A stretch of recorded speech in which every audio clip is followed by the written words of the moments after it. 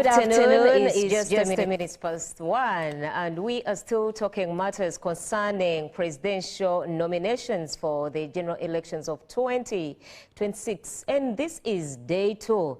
Yes, and what is going on? What you see on your screen is the flag bearer, who is Honorable Mugisha Muntu, who has been duly nominated and certified by the Electoral Commission, as announced by the Lord Chairman for the EC, who is Justice Simon Biavakama. What you had just witnessed is him being handed to his security detail, which is inclusive of a driver and then also an escort and a car. And these, by the way, the costs are met by the Electoral Commission, inclusive of his security detail. Further, is security provided to him at his home and wherever he goes, unless he goes out of the country, that the security will not be provided or will not be applicable. So what we are going to just have. During my time here, I've been able to enhance my business idea through the learnings I've had about entrepreneurship and innovation. I am now much more confident into making it a scalable and viable business in the future. I'm very grateful for this experience, and I'm fully confident about what the future holds. And I'm excited to connect with more mentors and peers to make my vision and dreams come true.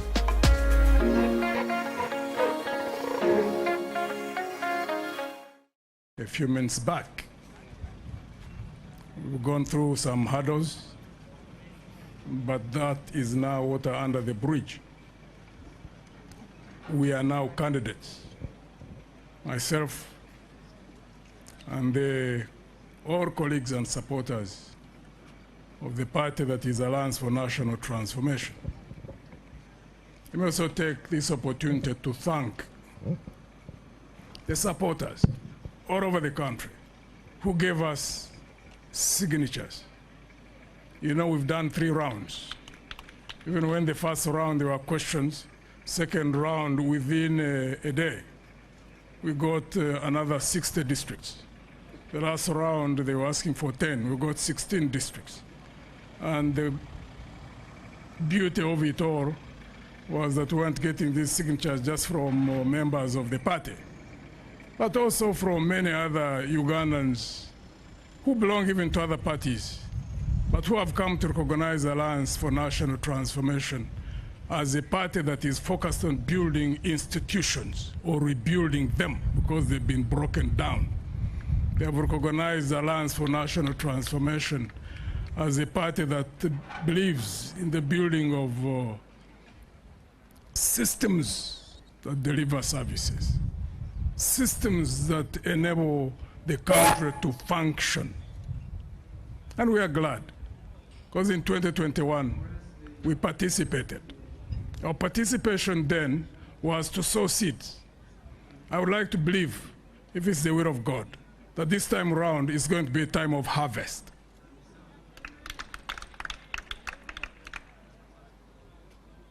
"63 years of independence, even for human beings. At 63, you've gone through quite a number of stages. You came from a baby, a toddler, and then you start walking and running, and you go through teenagers, and then you become middle-aged, you become old. You do a number of things through that whole process. A country at 63 should not be operating as if we are still in teenagers. We are stuck. Been stuck in a vicious cycle, 63 years. Saying things is easy. And as we do as politicians, all over the world, by the way, one thing we do is just say things. The biggest challenge that I notice, and I believe many people notice, is the inconsistency between what we say and what we do. Because every time when there is conflict between theory and practice, there is bound to be conflict. You don't see it only here in this country, you see it in the region, you see it on this continent, you even now see it in a number of other countries globally. we have a problem. There's absolutely no reason why a country like Uganda, well endowed in terms of fertile soils, in terms of the wealth that we have underground, gold, copper, tin, bauxite. Now we've even got rare earth minerals. That a country like this, you could still find poverty anywhere in this part of the country. Freshwater bodies, River Nile, which runs from the source of the Nile until where it exits near Nimle, along that whole patch. You don't find any commercial agriculture or irrigation is used other than the big plantations of sugar in ginger.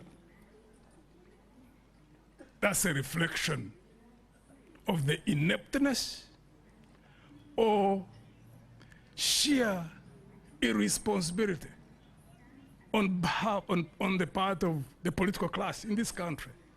Because when I talk about this, I'm not only talking about the current regime. We only had hope, those of us went the bush to fight for 5 years. And we took power. And we condemned all things that had happened before. And we believed that there was a cutoff point that we were going to redirect politics and the management of the economy of this country into a new direction. Unfortunately, that has not come to be.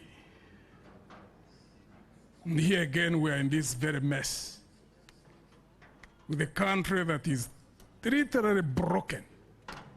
Institutions compromised, systems broken down, and worst case, the population itself has been brought down to its knees. General Museveni was here. I think he has been nominated as a candidate. I think for the 7th time. I keep hearing him talk about moving to middle income. It's not about middle income. It's not about GDP. It's not about all nature of things. However much any economy anywhere on this planet grows, if a population to whom that economy is supposed to serve is broken, then you wonder, where is your focus? Because we have seen countries that have got roads better than we have. More kilometers of tarmac roads, more capacity in terms of power generation and distribution, better cities, water systems that supply all citizens in the country, better educational systems, stronger armies, but they all broke down. You can check them out. They are there. Libya is the best example here on this continent. Country like Zimbabwe, Ivory Coast in West Africa. When you focus on the things which are seen by the eye, and you don't focus on how to develop the people to whom these things are supposed to serve, you're focusing on the wrong direction. And that's why I would like to ask the Ugandan people to retire General Museveni this time around in a peaceful way, because he cannot take this country any further beyond where we are now. Every moment he stays in office, the country is going to get deeper and deeper into problems. Why so? Because if you have got citizens who have reached a point to ask for money, even when they are going to put a signature on nomination of a candidate who is supposed to go and help them get out of their problems, you know there's a problem in that country. When you see a ruling party, because the party is the one which runs government, in a stretch of 3 months in which they were conducting their primaries which culminated into Kololo, where they stripped themselves naked in broad daylight, and it showed who they are in Kololo. Unless the population is blind,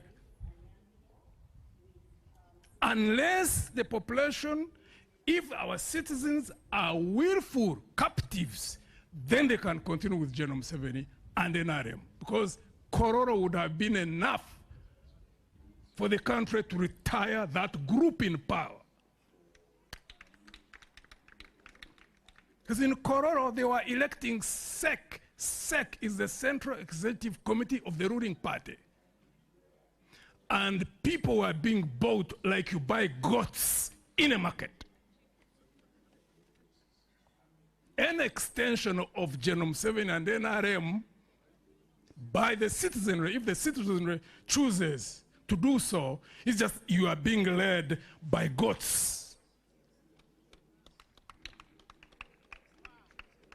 There is evidence. Anybody can go and check it out. It was done in broad daylight. There were 300 plus petitions all over the country in the primaries of NRM.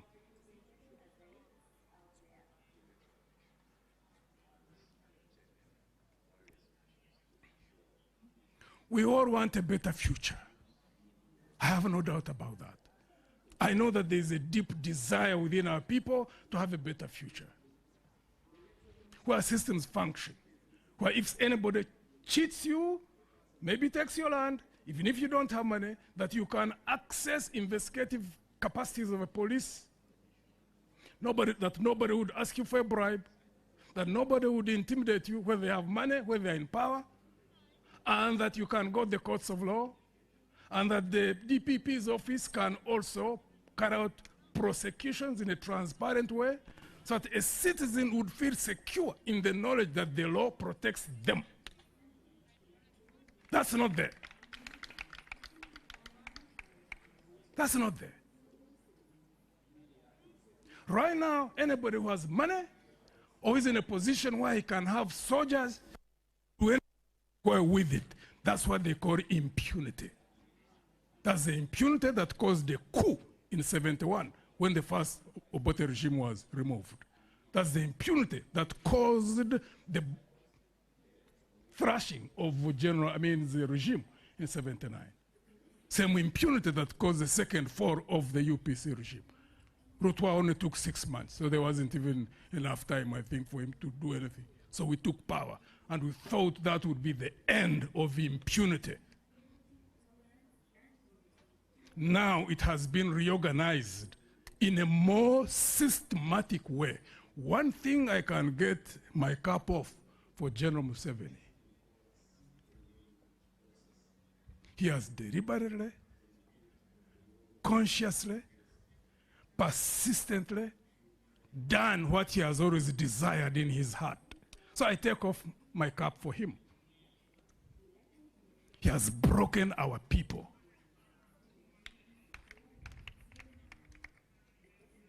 In such a sophisticated way that even those who are broken are still running around him.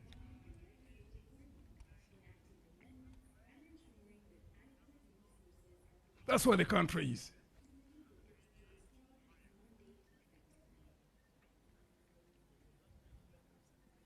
We offer ourselves as a solution to that mess.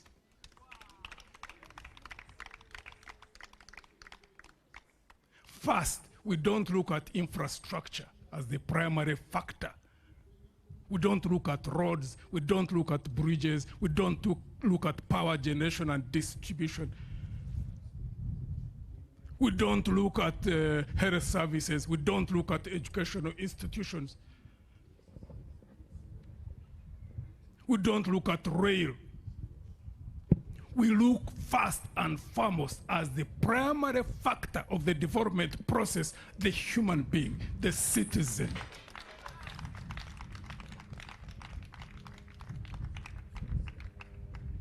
Because there's nothing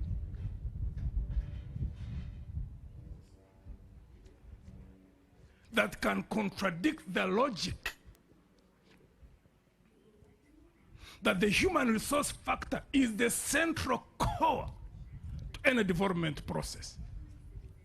So even when we look at education, quality healthcare services, agriculture for purpose of food security and nutrition, as facilitating factors to that core, the human being, the citizen, the human resource capacity. Because when you concentrate on that human being, you educate them well, you skill them, you ensure that they are healthy, that they are well fed. The sky is the limit. There is nothing they will not do. Even getting to the moon, they would get there. Because those who have gone there are not any better than we are. That's going to be our focus. And we are going to be launching our manifesto in a couple of days. But I'm bringing out the most salient factor.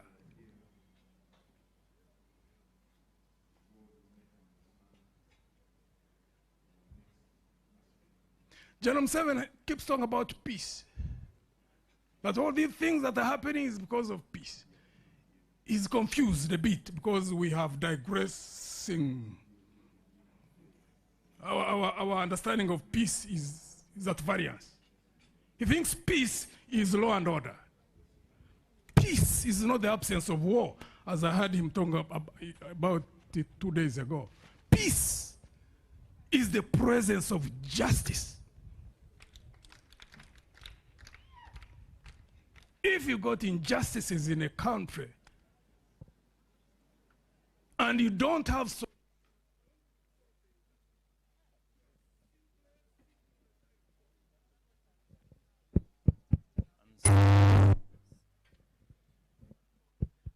Sorry about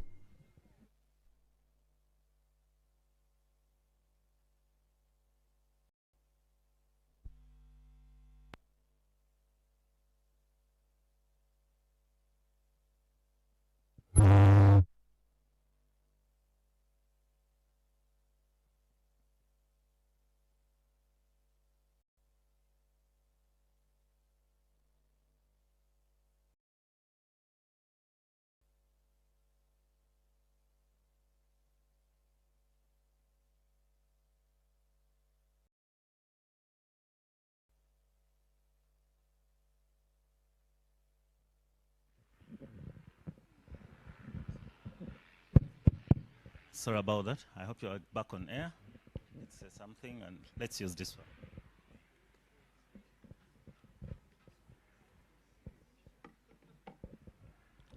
Amendments do we have?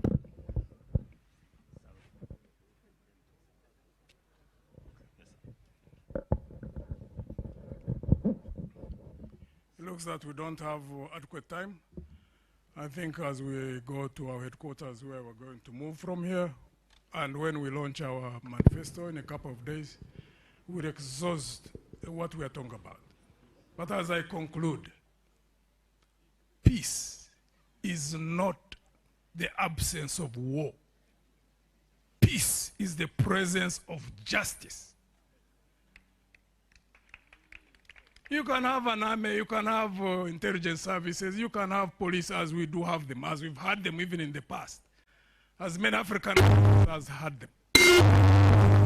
But when there is no justice, eventually you will find that you have been building on quicksand. We intend to build sustainable peace in this country because we want to focus on justice. So there is a rock firm foundation on the best. Greetings ladies and gentlemen, are you a good driver and you feel you can drive a Toyota double carbon new model? Here are opportunities for drivers in Uganda. The international organization needs good drivers who can drive long distance and you're paid good salary and daily allowances. If you know any good driver, call the number you see on the screen board to start working in all districts of Uganda. The jobs are available for drivers with valid permit to work with the international organization today. Greetings ladies and gentlemen, are you a good driver and you feel you can drive a Toyota double carbon new model? Here are opportunities for drivers in Uganda. the international organization needs good drivers who can drive long distance and you're paid good salary and daily allowances. If you know any good driver, call the number you see on the screen board to start working in all districts of Uganda. The jobs are available for drivers with valid permit to work with the international organization today. A period within which, if they had any investigations and they were saying they should have proceeded with the case, they have not. So I'd like to ask the Ugandan people, most of them who seem to hide all the time, if a prominent political leader, a war veteran, an officer of NRA, UPDF, that is done to him, what about you? Most of whom don't even have the capability to pick a phone and talk to anybody who can even come to your assistance. We must build systems where everybody is below the law, including the president of the country.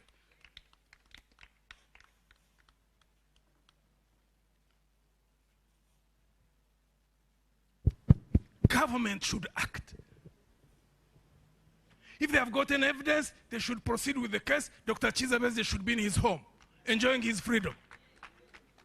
It's not only Dr. Chizabeze, there are many young people of NUP who are in prisons.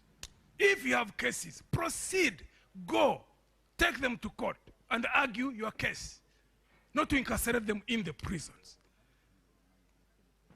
without trial. Or pass a law, and then we know. But to masquerade behind the law as you manipulate it is one of the most dangerous things that we can have. We saw it happen in the 60s, it failed. 70s, it failed. 80s, it failed. Even now, it will fail. Let me conclude, and maybe 3 questions, and then we give space for other colleagues who are going to be coming.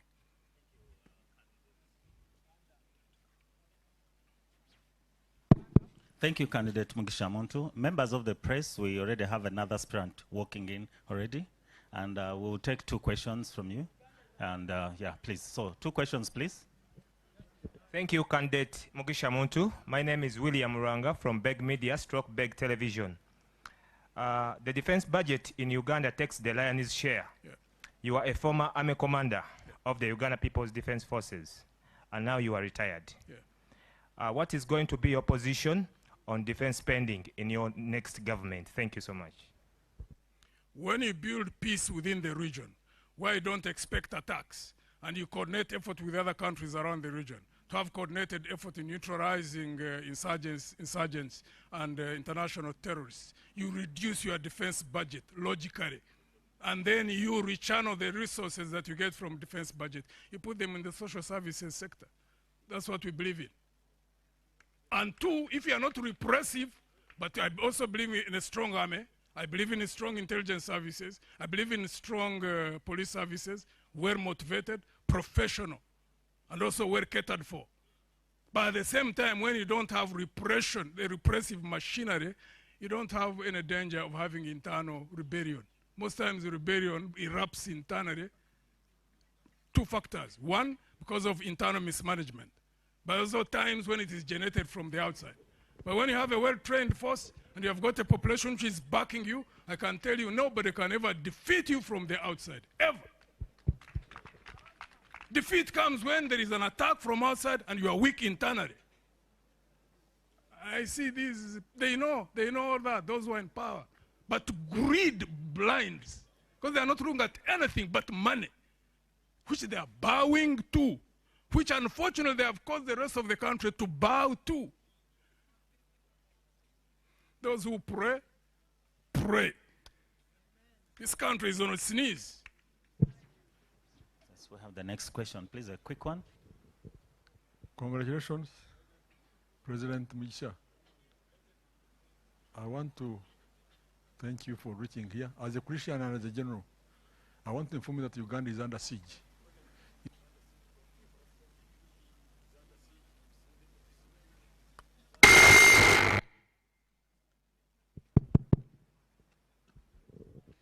I repeat, I want to ask you as a general and as a Christian,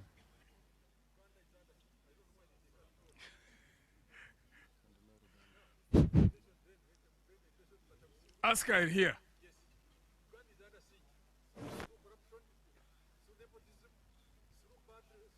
Planning, through priorities, Uganda is under siege.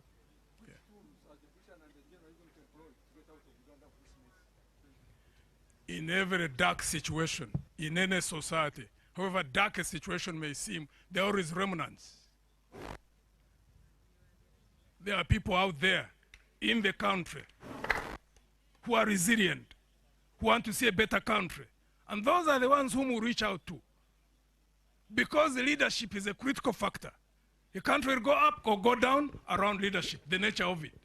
That's why to us, the main concentration is focused on how do we get men and women of integrity into Alliance for National Transformation to become the dominant factor. Because we know for sure that the moment we take power, which I believe by God's grace we will, that's when the main struggle starts. There are many people who think that the ousting of Museveni is the main struggle. No. That's the secondary one. The primary one is how do we sort out this mess and lift the livelihoods of the people? How will you do that? Unless you have got deep people who are different in thinking and also in how they act.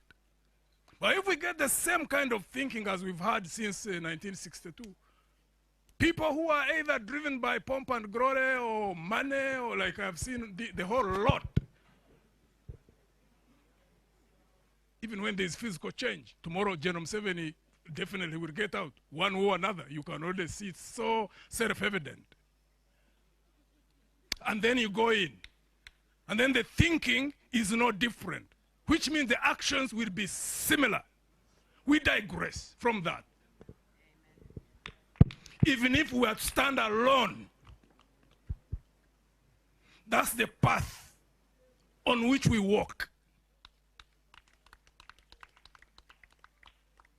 I keep telling people, if me, Muntu, even if I never become a president of this country, if I can build or help collaborating with people who think alike together, and we build a machine in terms of a political vehicle that can transform this country, I will go to heaven as happy as if I would have become a president.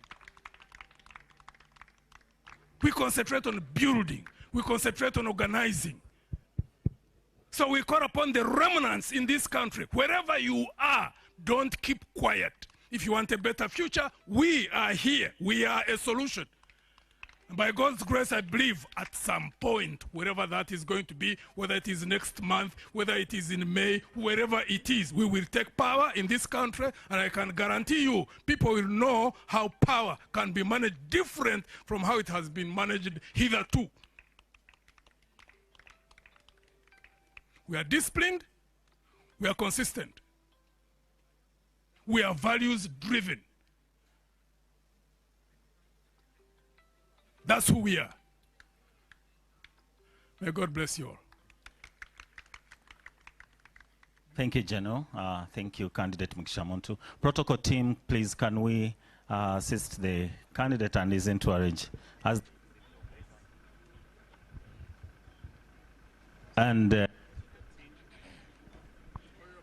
Yes, candidate Gregory Mugisha Muntu. Protocol team, we assist the candidate to exit and his team, and then the support to the processing of the next aspirant who is now accessing the venue.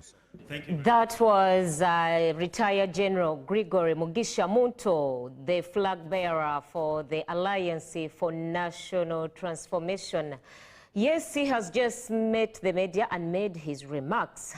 Someone said those were really powerful. He was so assertive, I must say. But for those of you who have never heard him speak, that is the tone he always uses. Right now, as you see on your screen, he is being showed his security detail. He's inspecting the vehicle that he's going to be given to help him traverse through the country as he is campaigning. Just to remind you a little, from 25th to 27th. That is the period that the Electoral Commission has catalogued to have the campaigns harmonized, and the general campaigns will officially start on the 29th of September 2025.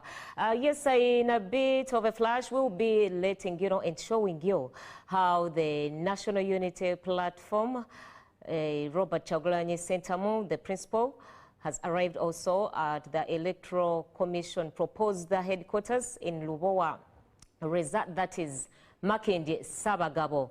He is yet to be duly nominated and also be certified by the Electoral Commission as per the Elections Act. And yes, happening also at the EC offices, that is in industrial area, I have been reliably informed that over 20 presidential aspirants have okay, let's go to Jethro.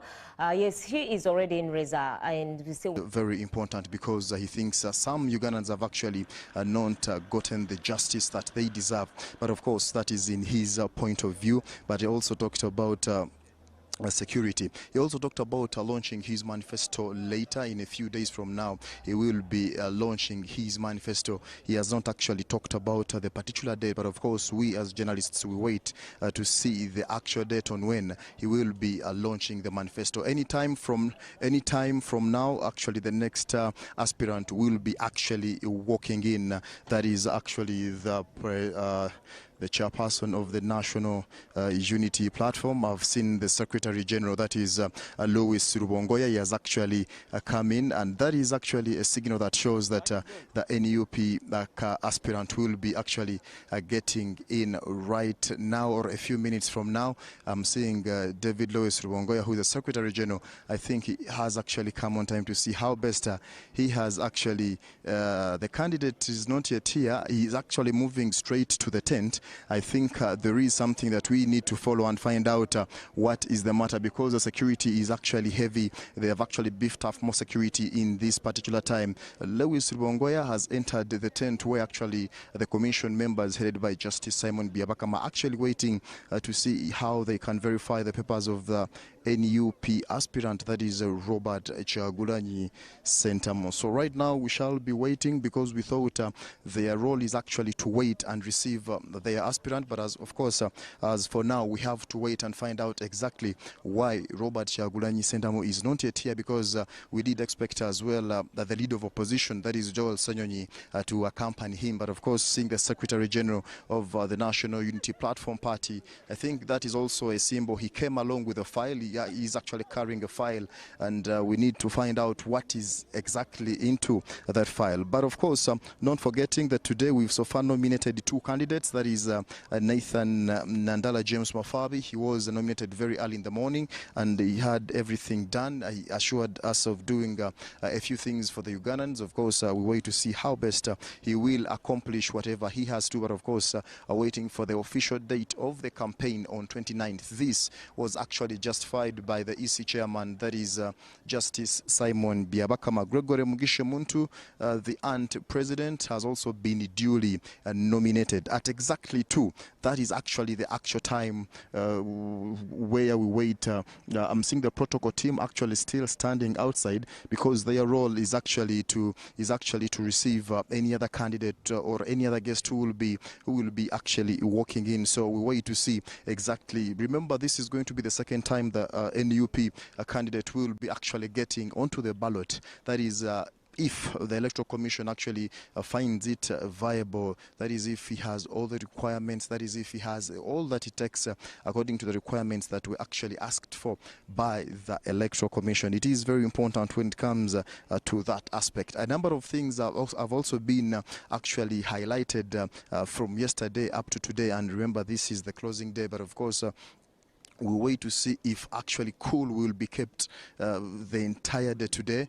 And according to the information that we are hearing actually right now from the tent, the commission is actually still seated on the high tables over there, waiting for the next aspirant. The next aspirant I'm talking about Robert Kyagulanyi Ssentamu. But of course, looking at the is a cool situation. I can see military actually surveying the entire area to ensure that everything is in order. Right away from the entrance as you come to this Chigo Road, the security is actually very, very, very beefed up to ensure that the entire process is not actually antagonized in one way or another. Like we say today, the EC chairman did tell us that of yesterday he was short of 2 candidates, but of course they did add on Major General Gregory Mugisha Muntu. He has been duly nominated, but also we wait to see if there is any other candidate. But of course, as for now, we only wait for one other aspirant, that is Robert Chagulanyi Sentamu. We are not yet sure if there is any other candidate who will be actually coming in for now. So for now, I will be handing you over to the main tent actually to get exactly what is happening in there, and at a later time, we shall actually be coming back to you as well to keep you up to speed on what will be transpiring at this very particular time. Over to you.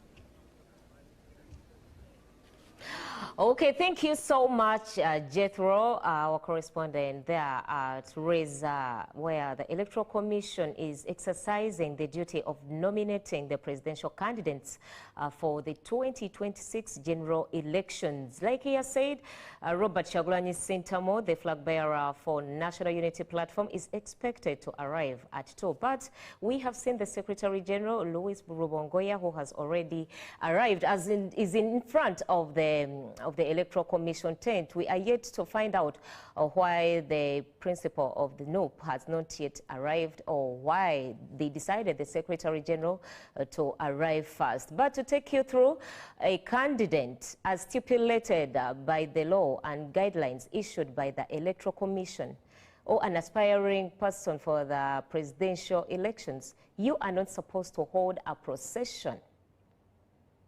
And at the EC premises, you are only allowed to come in with 2 vehicles, and you are obliged to follow the traffic guidelines issued by the Electoral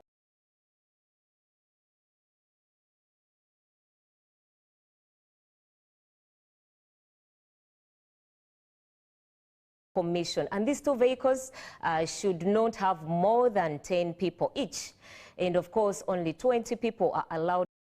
Has duly nominated 2 candidates. Earlier on in the morning, it was Honorable James Nathan Nandala Mafabi, and then just now it has been retired General Gregory Mugisha Muntu of the Alliance for National Transformation. General Muntu has made his remarks to the media.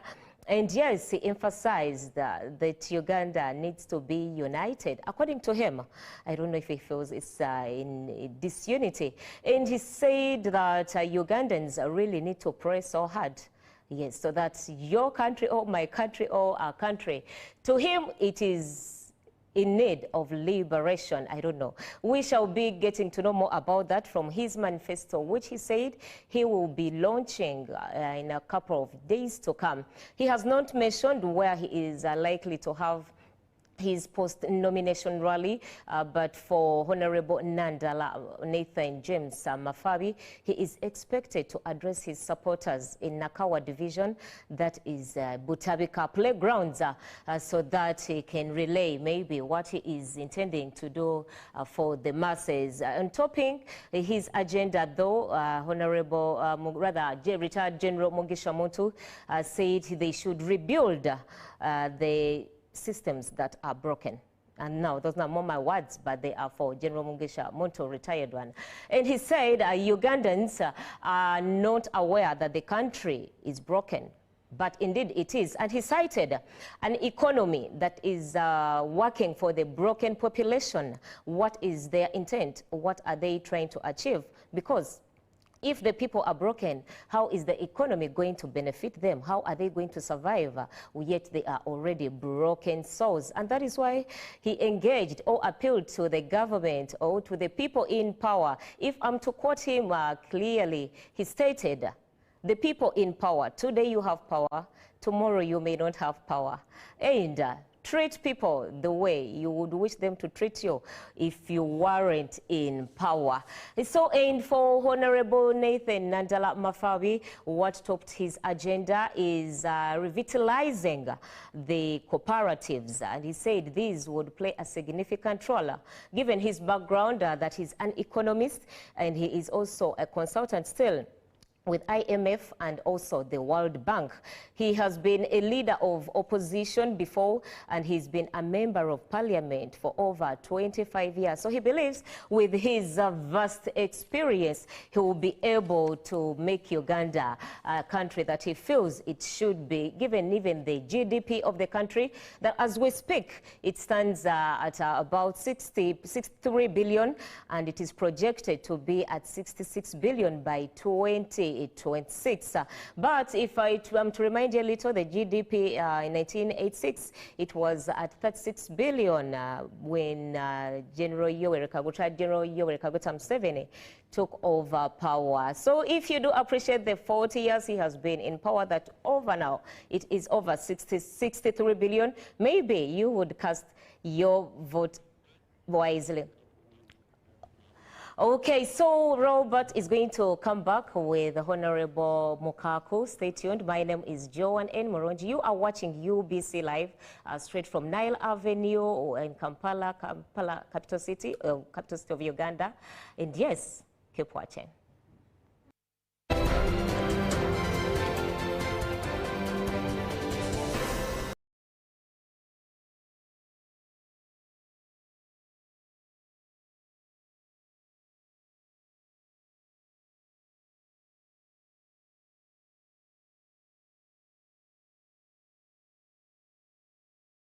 This I'm going to use Luganda.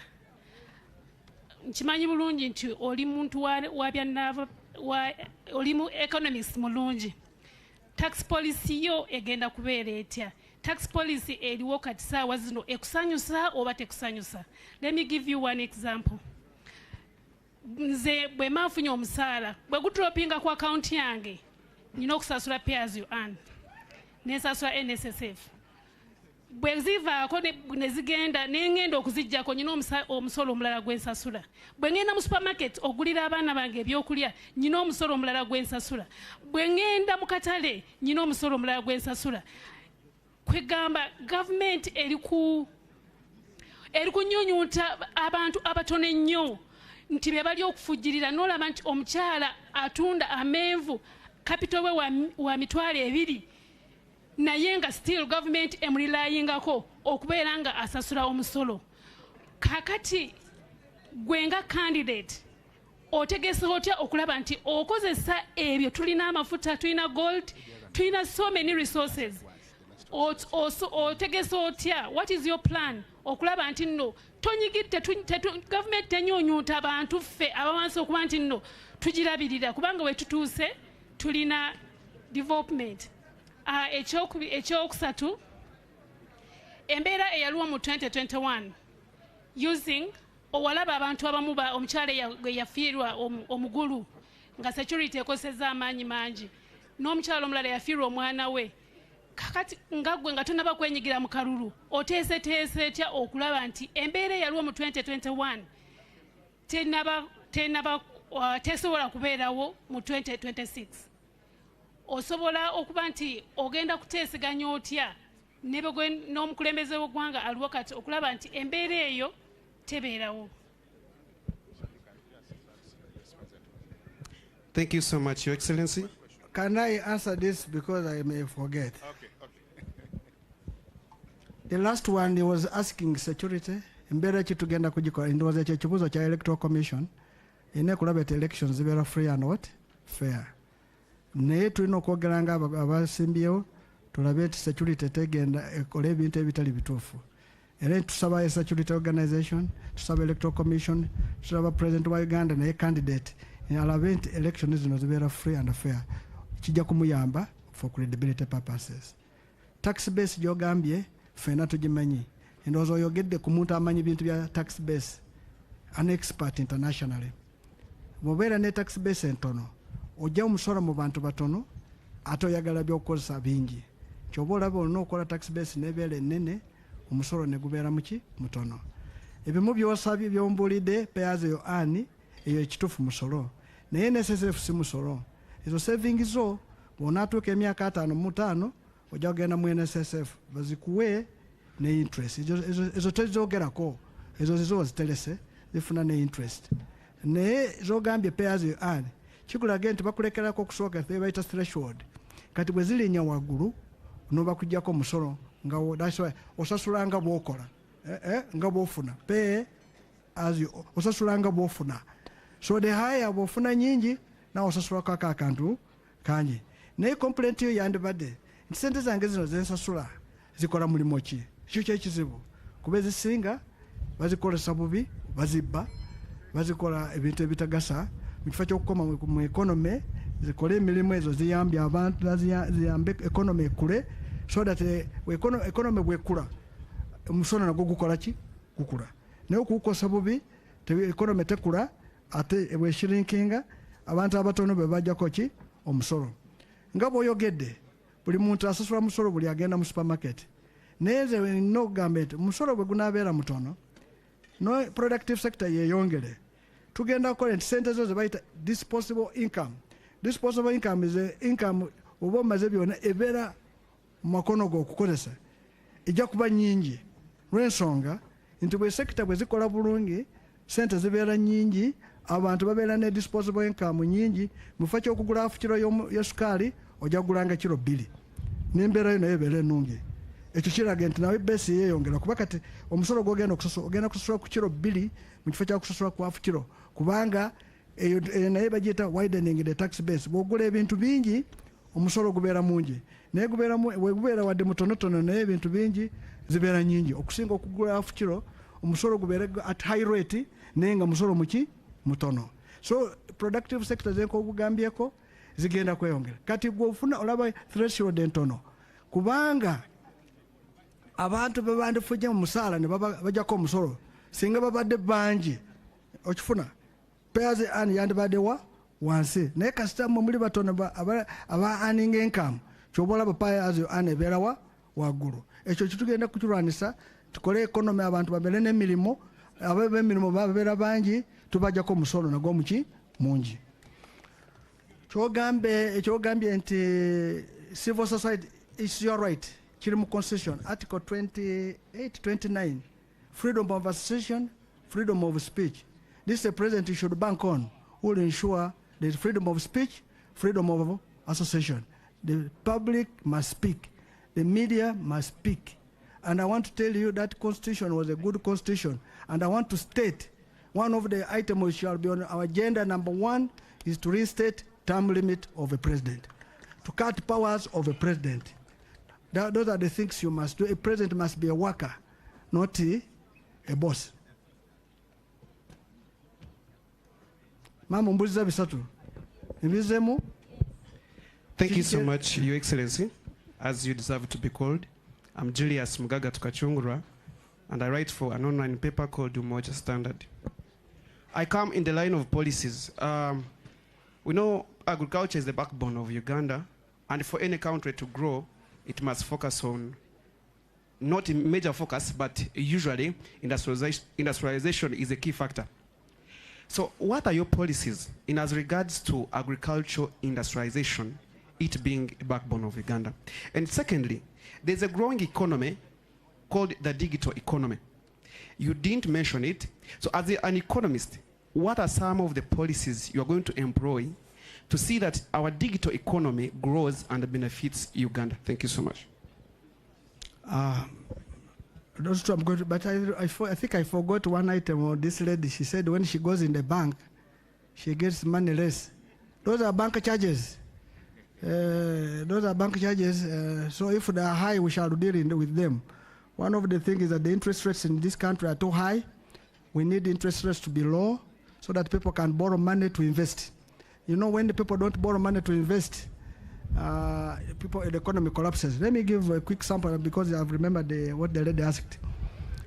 If I went to borrow money to put up a maize mill, I borrowed 10 million, it will be better that the interest rate is lower so that I can run that maize mill to be able to have the man who deals with maize, to produce maize to bring, to make sure that the people are in the maize mill to work, to make sure that people get food, to make sure there's animal feed, because as a byproduct of maize, you will get animal feed. But if the interest is high, I will not borrow. So the people I would have killed, those who deal in animal feed, those who would be employed